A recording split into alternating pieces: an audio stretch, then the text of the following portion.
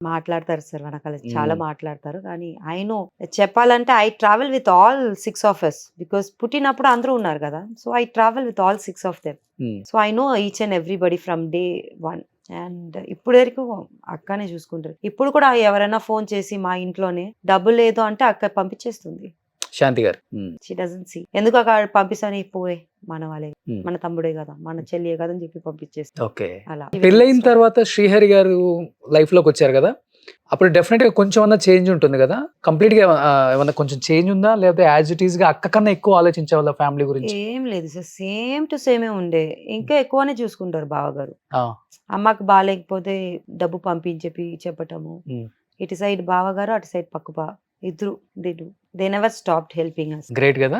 చాలా మ్మ్. నిజంగా ఇద్దరు యాక్టర్స్, ప్రకాష్ రాజ్ గారు కానీ శ్రీహరి గారు కానీ, వాళ్ళ మూవీలో చేసే రోల్స్ కి రియల్ లైఫ్ లో ఉండే వాళ్ళ వాళ్ళ క్యారెక్టర్స్ కి చాలా డిఫరెన్స్ ఉంటుంది కదా. ఉంటుంది. అవును సార్. ఆ?